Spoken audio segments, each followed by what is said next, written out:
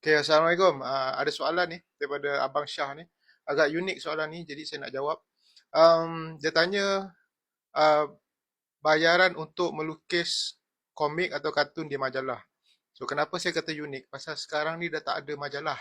Um, tak tahulah, mungkin dia tertanya-tanya benda ni daripada dulu lah. Kot zaman-zaman ada zaman majalah kartun apa semua kan. Mungkin just untuk information dia je lah. Sekarang ni kalau ada pun Bekazon. Bekazon tu pun dah bukan monthly. So soalan brother ni untuk monthly, bayaran untuk melukis komik secara bulanan di majalah.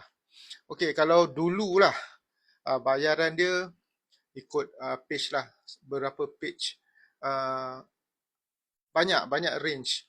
Ada macam kalau orang-orang yang dah lama bayaran dia lebih tinggi, kalau orang yang baru nak masuk, baru nak melukis untuk sebuah majalah tu bayaran dia lebih rendah.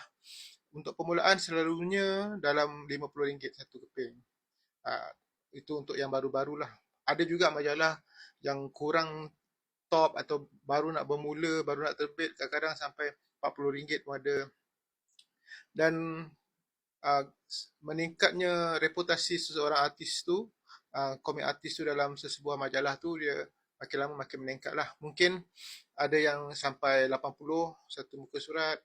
Dan pernah saya dengar kawan-kawan saya yang masa tu bekerja di majalah-majalah yang top ni, pernah pun mencapai 100 lebih satu muka surat. Saya pernah, dia majalah-majalah ni dia ada masing-masing punya harga. Macam saya pernah hantar untuk majalah Gempak. Uh, tapi saya hantar dalam 3 komik lah, 3 komik, 6 muka surat, 6 muka surat, 6 muka surat. Tapi malangnya tak terbit. Sedih juga lah benda tu. Tapi bayaran dapat. Masa tu untuk seorang yang seorang yang baru nak bermula hantar untuk majalah tu, saya dibayar RM80 satu page. Agak tinggi untuk seorang yang baru nak bermula kan. Dan macam itulah, 50, 80, 100 lebih.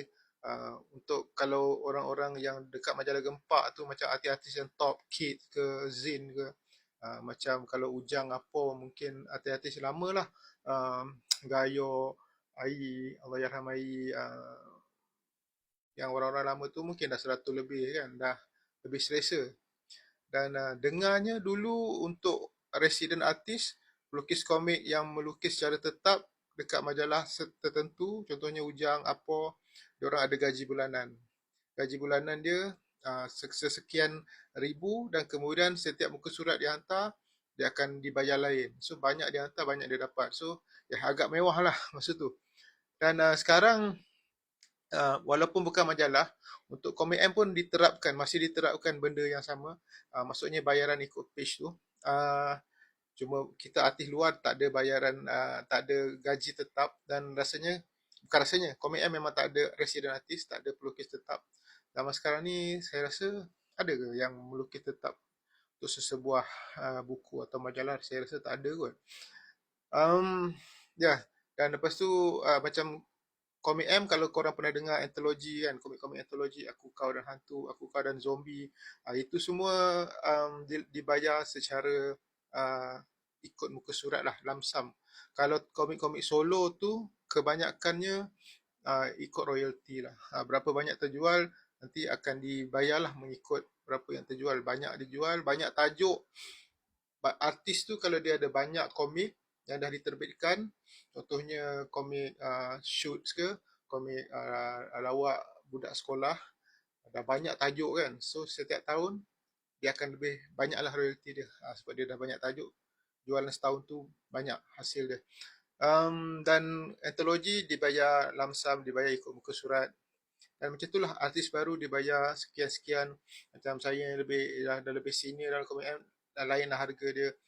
So ya, itulah sedikit sebanyak dunia komik dekat Malaysia lah yang saya punya experience sendiri. Mungkin orang lain ada experience dia yang lain. Ya, itu dia. Terima kasih kerana bertanya. Assalamualaikum.